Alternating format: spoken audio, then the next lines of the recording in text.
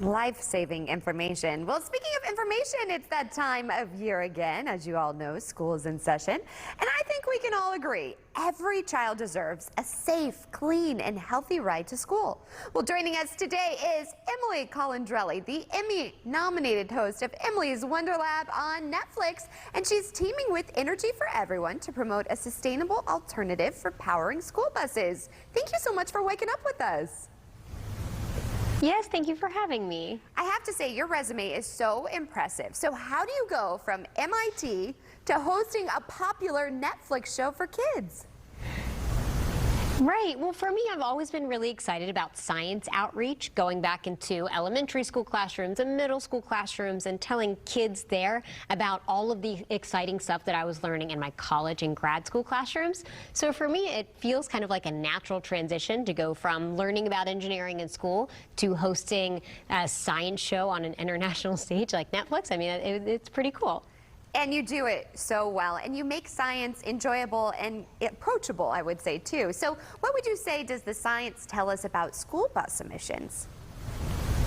Yeah, so this is the part that I'm really excited about because for me, and I think many of us grew up with these old, dirty diesel buses. I can still remember the smell. And you would see that thick black smoke coming out the tailpipe, right? And in that thick black smoke, there are harmful emissions that are bad for the environment and bad for kids' lungs, things like nitrous oxide. But the good thing, the good news is that there are now better alternatives for cleaner school buses today, like propane school buses. So for just a marginally higher cost, you can drastically reduce these emissions. Propane school buses actually reduce nitrous oxide emissions by 96%. 96%. That is amazing. So how would you say propane compares to electric buses?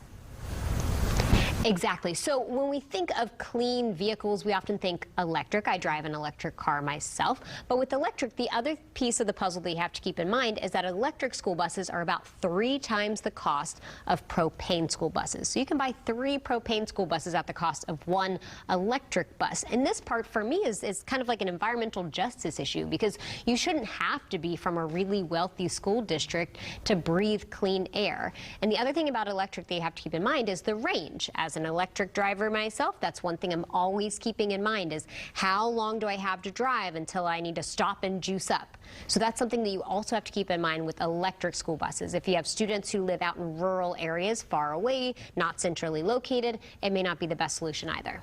You don't want to get stranded with all those kids on the bus. That sounds like a nightmare. So speaking of these buses, how can school buses impact the environment?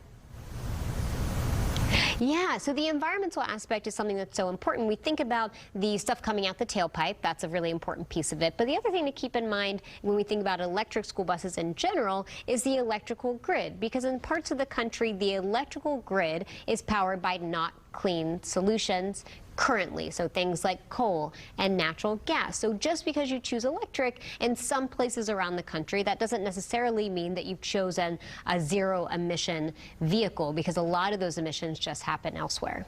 So what else would you say we should know about school bus safety?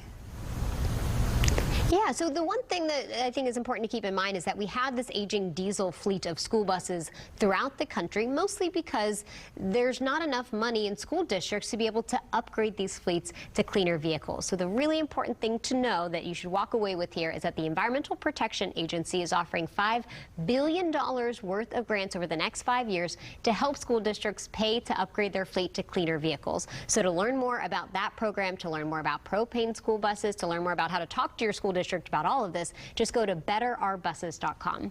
Well, Emily, thank you so much for waking up with us. We appreciate you. Thank you for having me. Well, the wheels go round and round on a school bus, and we're still going round and round on Houston Happens. We have some really great guests after the break. Stay tuned for more.